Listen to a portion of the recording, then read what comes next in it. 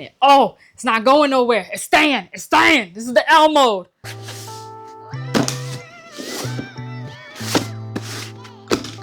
Let's unbox the Weebill 3E. I think these scissors are a bit overkill, but alas. I'm excited to see this stabilizer. It's a really, really affordable stabilizer at $200. That's crazy. And it's supposed to hold more weight than the RSC2, so I'm very much intrigued. All right.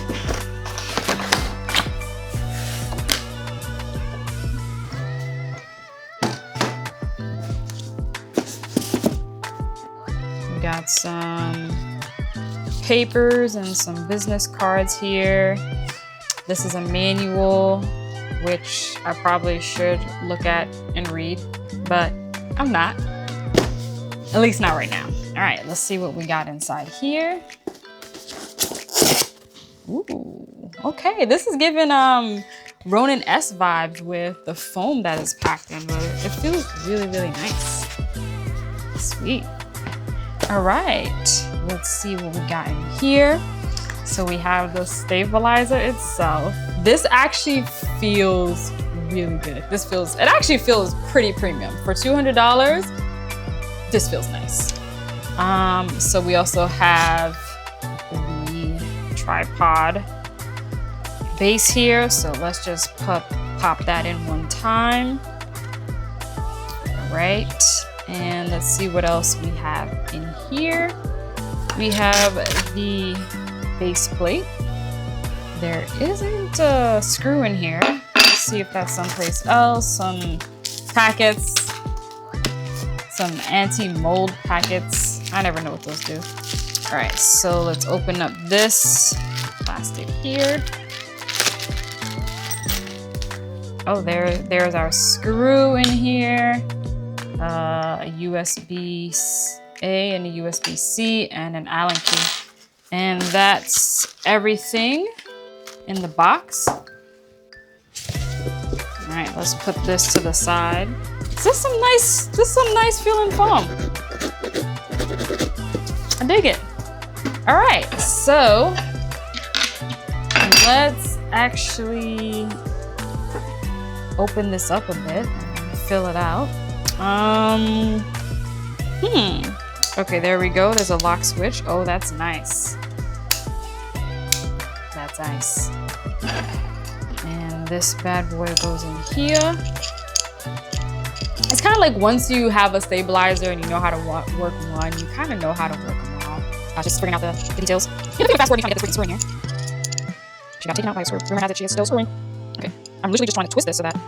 Okay, there we go. Finally caught the thread. So that's the hardest part of the unboxing is just getting the screw in here. And this slides in some way, somehow. There we go, boom. And then something has to tighten it. Maybe this piece, oh no, that moves that. Okay, that's cool. What did I just do? Okay, that moves that. So what locks this in place? What locks this in place? I am stumped, you guys. I can't figure out how to lock this in place. Maybe, is it this? Maybe it's this? No, it's not this. Okay, yeah, so it's time to look at the instruction manual, but this is the unboxing of it. And yeah, let's just build it out with the Sony FX30 and then see where we land. I have here my Sony FX30 and I'm gonna see if I can balance it on the Weebill 3E. And again, I'm doing all of this for the first time. I have a little bit of confidence going into it because I do have a Ronin stabilizer, so I know the basics of how to balance a camera. It's really just learning the settings on here. So, all right, I have my camera set up and let's start with the tilt. All right, it's definitely going all the way forward, so I'm gonna need to push this back. Okay, so yeah, even me pushing it all the way back is tilting forward, so I feel like I need to move the base plate forward, but in doing so I can tell already that it's gonna hit this portion of the lens because this lens is pretty big. So I either need to switch to a different lens or put a riser on here. So since I do have the Ronin, I do have a riser, so I'm gonna grab the riser and see if I can create some space between the base plate and the lens. Because right now, I don't know if you can see it, but it's pretty much riding right on the lens. So I need to raise it up a little bit. Stand by. Off the base plate, and I have my own riser, so pretty much when it was on the base plate, it's going to be right up against the lens. There's not enough space, so I have to put a riser on here.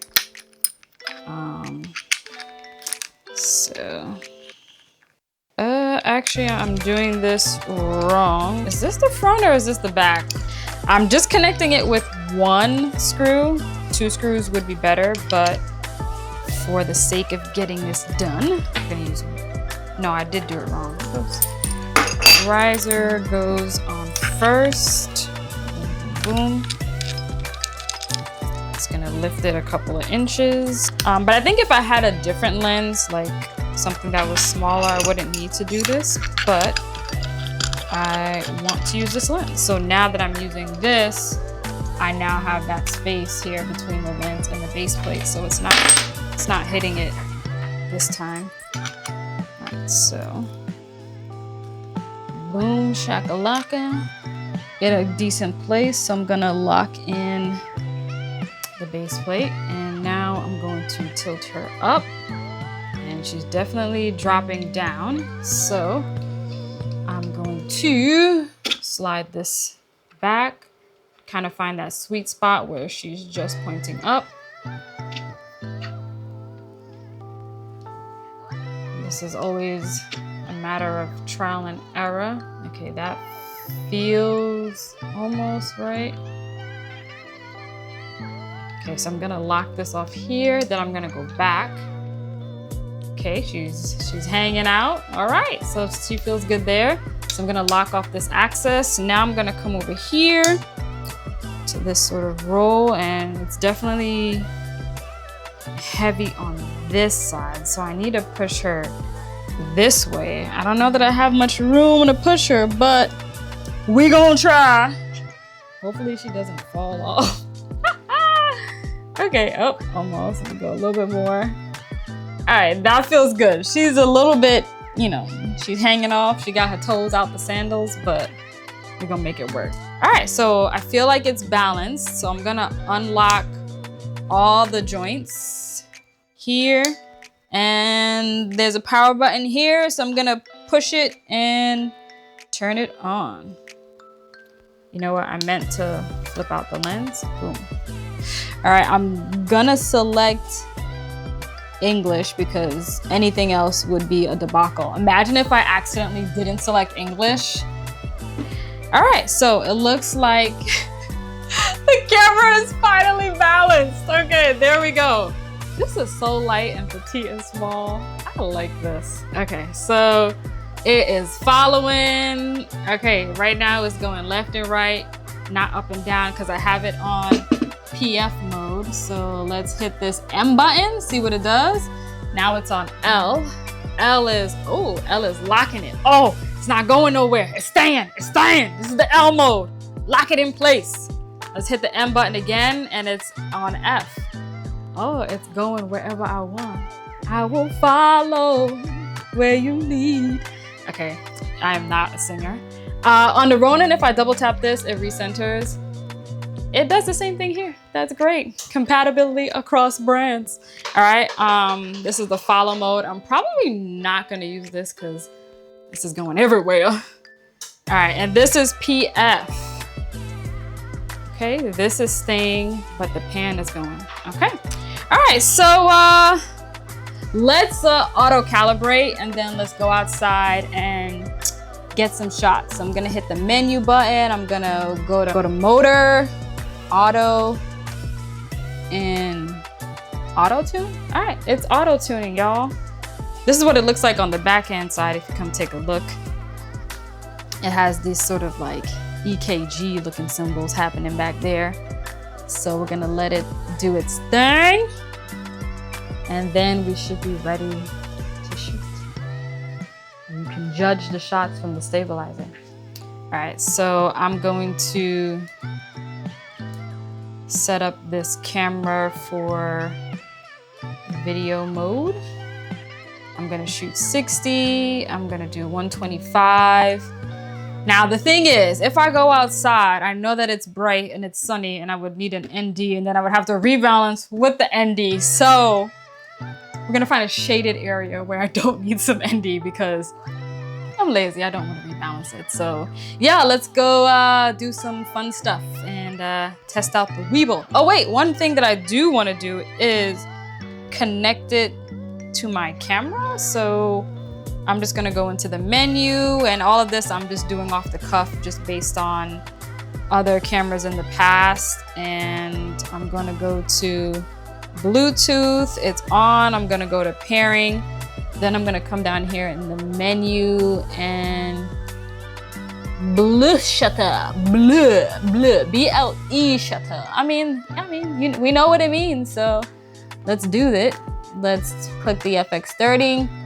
Let's hit connect. Wow, so look on the screen. We see the Weebill 3E. Let's go. That was really easy. And that's me not even checking the booklet because your girl, it's all about the videos. I don't like reading stuff. Who has time to read? Okay, but wait. Okay, it's working. Okay. Oh my goodness, the sound is on. Oh my goodness, we have to turn that off for the camera. As you can see, you know, don't really use this too much, but let's go to sound option. Is it audio signals and off? Let's test that out again. So I'm gonna hit record. It is working, no audio signals, great. Okay, so we are going to go outside and shoot some stuff. We are going to take part in drive-by shootings. Actually, I'm not gonna drive, walk-by shootings, which are my favorite because you have a chance to respond. You have a chance to duck. Yep. No camera, please. So it's raining, but I'm gonna make it quick and I'm gonna try to get a shot of leaves. Okay, here we go. So I have these leaves. Let me bump up my ISO just a hair. And all right, here we go. I'm just gonna parallax around these leaves. Nice, nothing crazy. It's nice and responsive. It's feeling good. All right, and I'm gonna cut. I just wanted to like lock onto something and just like pull out maybe. Yeah, let me try this lock mode. So I'm rolling and I'm just pulling out. Again, I don't have an ND. This is just quick running dirty, but it's locked on. She locked in. All right, cut, I'll win. Can I switch to briefcase mode? Hold on, let me see. I think I would have to do, okay, all right, here we go. All right, we in there. Let's flip out the screen. All right, this guy's wheels is about to get shot up. All right, so briefcase mode, but this is like, okay, this is pan follow. So I'm gonna tilt up a little bit. I'm gonna hit the lock button and roll and pull out. Again, not the best shot, but I'm just trying it out. So you can get to briefcase mode, which is pretty cool. Now I'm just gonna push it and tuck in the monitor. All right, it let me push it, so that's great. I mean, so out the gate, this is a dope pickup. I mean, a stabilizer that works for like 200 bucks, man. I mean, I would go further, y'all, but it's raining and I do love my camera. If you're looking for a stabilizer that's cost effective, look no further, because it's right here. I am the chef gal, and I'll catch y'all later. It's a wrap.